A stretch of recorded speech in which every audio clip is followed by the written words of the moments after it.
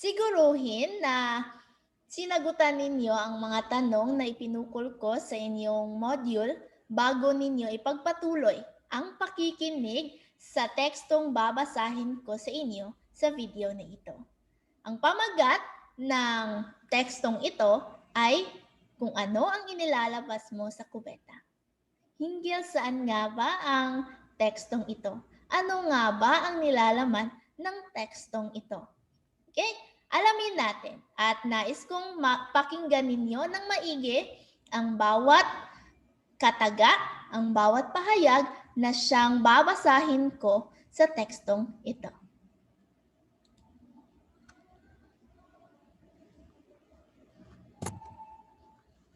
Kung ano ang inilalabas mo sa kubeta ni Sherman C. Nones. Maling kombinasyon ang kinain ng ating bida.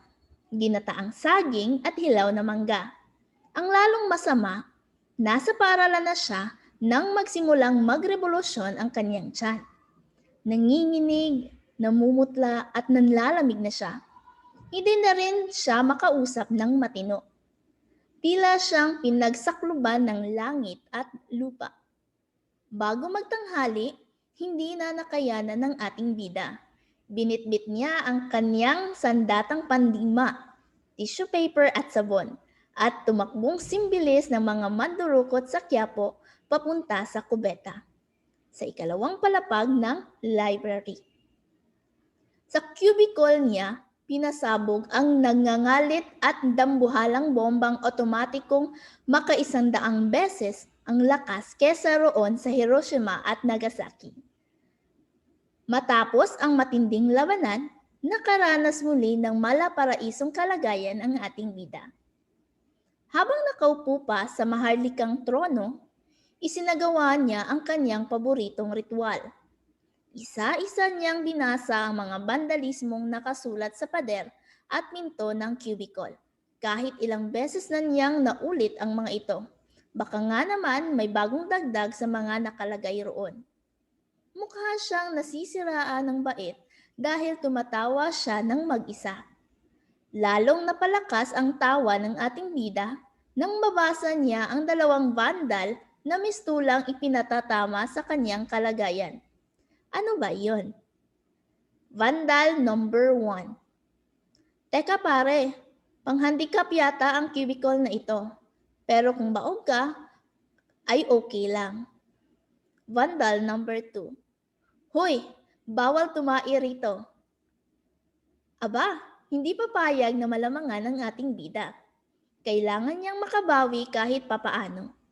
Napakagandang pwesto ang cubicle na ito para sa kanyang binabalak. Inikot-ikot niya ang dalang pentel pen habang isinaisip kung ano ang pwedeng maisagot sa dalawang bandal na tumira sa kanya. Ipamamalas niya ang bagsik ng kanyang isip, talino at lakas. Makikita ng mga tao ang tatak ng isang api. Humanda sila. Sino ba sa inyo ang hindi naaaliw sa pagbabasa at pagsusulat ng mga bandalismo sa kubeta? Bukod sa mga mahal nating tagapaglinis ng banyo, sa palagay ko, kakaunti lang. Kung pangalan mo ang nakasulat at ikaw ang binastos, malamang na hindi ka nga matutuwa. Sa kabilang dako, tuwang-tuwa ang karamihan sa atin habang binabasa ang mga malikhaing sulating ito. Naaaliw ka sa mga pagbabasa ng tabloid, di ba?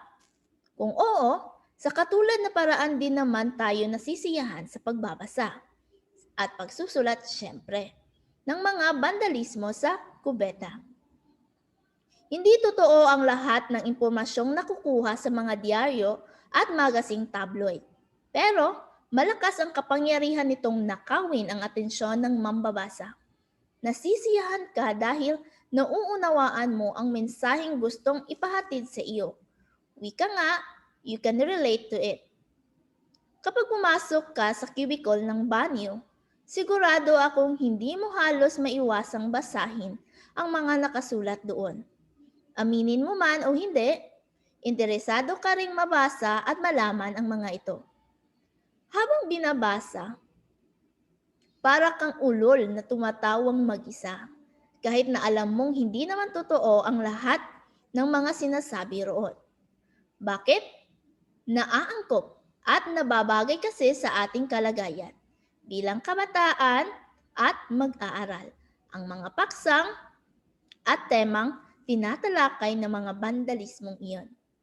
Nawawalan ka ng gana kung ang mga nakasulat doon ay tungkol kay Atang de la Rama at sa kanyang sarswela, kung nakapustiso ba si Manuel Quezon, kung ilan ang kalyo sa paa ni Apolinario Mabini, kung marami bang dumi ng bigas na kinakain ng mga Pilipino noong nakaraang 2 siglo, kung ano ang paboritong alagang hayop ng mga tasaday at igorot, at maraming natutulan na mga paksa na walang kinalaman sa interes at buhay nating bandalismo. Dapat nasa antas ng ating pag-iisip at kailangang nasa kausuhan din. Mabuti na lang, ganito ang bandalismong nababasa sa mga kubeta ng ating campus.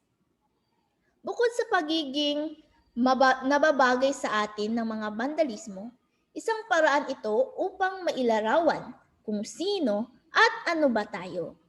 Huwag mong maliitin dahil sa pamamagitan ng bandalismo sa banyo, ipinahahayag nito ang mga ideya at konseptong nakapaloob sa komunidad na ating ginagalawan. Masusulyapan mo kahit kaunti kung anong uri ng mga tao ang naririto at kung ano-anong bagay ang kanilang pinaniniwalaan. Nariyan din ang hinaing, sama ng loob at suliranin ng mga mag-aaral at iba pang paksang nakapupukaw ng interes. Ito ang natatanging tinig ng mga estudyante sa paaralan. Ngunit napakalakas ng hiyaw nito. Sa makatuwid, isang uri ng labasan ang bandalismo. Upang masarapan ang timbang na emosyon na ng pangangailangan, inilalabas nito ang masasalimuot at mga nakatagong paniniwala ng mga mag-aaral. Nagsisilbing susi ang bandalismo upang mabuksan at maisiwalat ang nilalaman ng pinakapaboritong silid ng isang individual.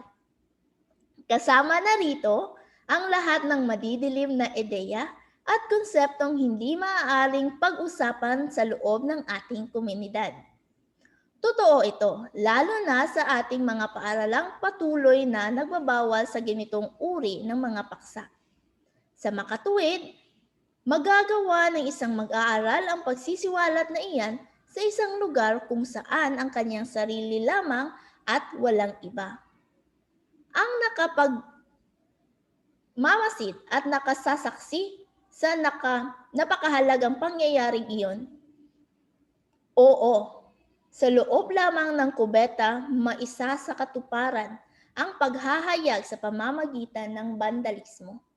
Kaya, hindi ka magtataka kung bakit mabigat, malalim, mapanira, mapanlait, mapang-api, bastos, at makahayop ang mga nakasulat sa pader at pintuan ng banyo. Nanggagaling kasi iyon sa pinakakaloob-looban ng isang tao. Kahit tahimik mong binabasa, walang alinlangang napakalakas mangusap ng bandalismo. Handa ka bang buksan ang sarili at basahin muli ang mga ito? Kung isa kang taong mapagmasid, mapapansin mo ang sari-saring kategorya ng bandalismo sa mga kubeta, lalo na sa pampubliko. Narito ang ilan. Sa mga gusto ng pag-ibig, make love not war. Kamatayan para sa bakla. The remedy for gays who have no remedy is death. Pustahan at usapan. Pustahan tayo. Hawak mo ang titi ng iba. Gago, bakla ka pala. Galit sa mga freshmen. Freshmen have bad grammar. Pinagbibintangan ang babae. She took my sperm without permission. Pinagbibintangan ang lolo. Lolo mo baog. Mautak. Pangit ako, mas pangit ang bumabasa. Nasasarapan. Ang sarap magpa-BJ. Buko juice. Nagsisiyasat. We are having a survey on virgins and non-virgins. If you care to answer, fill out. Pananakot sa mga nagsusulat. Vandalism leads to suspension. Pananakot sa mga lalaki. Habang umiihi ka at binabasa mo ito, alam ko kung ano ang hawak mo. Nakakaawa. Bersyon ng Makata. Here I sit, broken-hearted, tried to shit, but only farted. Nagpapayo.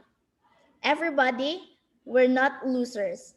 Don't ever think that we're just late bloomers. Nagpapayo tungkol sa math. Don't give math midterms an opportunity to kill you. Commit suicide now. Nagpapayo tungkol sa pag-utot. It is better to fart and feel the shame than not to fart and feel the pain. Nagpapayo sa mga nakaupo sa inidoro. If you're sitting there right now, please aim well and shoot it. Nagtatanong tungkol sa biology. Do you know that the average length of the great human penis is 5 to 7 inches? Iniinsulto ang nagtatanong sa biology. Kawawa naman ang sa iyo, kulang. Lubos na nagpapasalamat. Thank God for once that I'm an average person. Hatol sa mga nagbabasa at nagsusulat. Those who write on bathroom walls turn their shit into tiny balls. Those who read these words of wit eat those tiny balls of shit. Para sa lahat ng nagbasa ng artikulong ito, memories they fade like writing on this wall, but they are more than a memory. I won't forget you at all. Natuwa ka ba sa mga nabasa mo? Nalaman mo na rin ba kung anong uri ng mga tao ang naririto sa ating paaralan?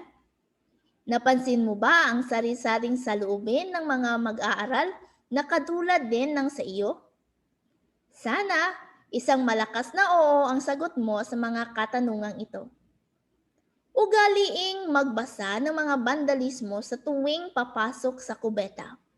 Tingnang mabuti dahil baka pangalan mo ang susunod na nakasulat dito. Iniiwan ko sa iyo ang pagpapasya kung nais mong magsulat ng iyong mga saloobin sa mga pinagpipitagang pader at pinto ng banyo. Sa katapos-tapusan, huwag kalimutang pasalamatan ang mga banyo sa campus. Isipin mo na sa ganitong lugar, hindi lang mapanghing ihi at mabahong dumi sa katawan ang lumalabas sa iyo. Na ilalabas mo rin sa kubeta ang pigil na damdamin at saloobing matagal mo nang itinatago sa iyong sarili. Tumpak, hindi ka na nabibigatan. Inalis mo sa iyong sarili ang mga pasaning ito. Naging malaya ka. Tumalon at magpakasaya. Matapos mong magbasa at magsulat ng mga bandalismo sa kubeta, talagang ang gaan-gaan sa pakiramdam. Nasa malaparaisong kalagayan kang muli. Tumayo ang ating bida. Siyempre, naghugas muna siya. Nakaisip na siya ng maisusulat bilang ganti sa bandalismong nang iinsulto kuno sa kanya. Mas maganda siguro kung sa pinto niya isulat para makita agad ng taong papasok sa cubicle. Kinuha niya ang pentel pen at isinulat. Vandal number 3. Kapag pumasok ka sa cubicle na ito, inaamin mong pangit at baog ka tulad ng mga nagsulat sa loob. Vandal number 4. Bigo ka ba sa mga babae? Bakit hindi subukang umibig sa lalaki? Hintayin mo ako tuwing alas 5 ng hapon. Malalasap mo ang sarap ng kakaibang uri ng pag-ibig. Nagsusuklay at nagpapagwapo ng ating bida. Nang biglang may pumasok. Papasok ito dapat sa cubicle na pinanggagalingan ng bida. Nakita nito ang nakasulat sa pinto. Medyo nagulat pero napangiti ito.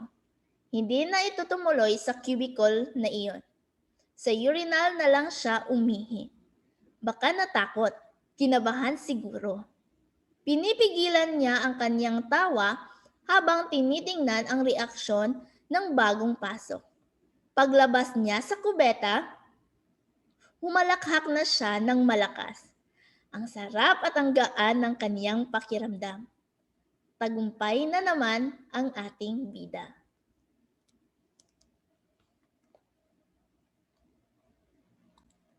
Kumusta ang binasa ko sa inyong teksto? Di ba't kakaiba siyang teksto na kung saan ay makukuha talaga ang atensyon ng isang individual. Lalong-lalo na kapag binasa yung unang kataga, yung mga unang pahayag ng nasabing teksto. At naway, ngayon, nasagot na ang mga katanungan na ipinukol ko sa inyong module. At naway, nakuha ninyo ng tumpak ang mga sagot nito. Okay? So, naway natuwa kayo sa munting pagbabasa ng nasabing teksto. Kasi sa susunod, hindi na lamang ako ang siyang magbabasa, kundi pati na rin kayo. Ako muna yung nagbasa sa inyo ng teksto. Sunod naman ay pagkakataon nyo na magbasa ng iba pang teksto na may kaugnayan sa bawat paksa na siyang matatalakay natin. Okay?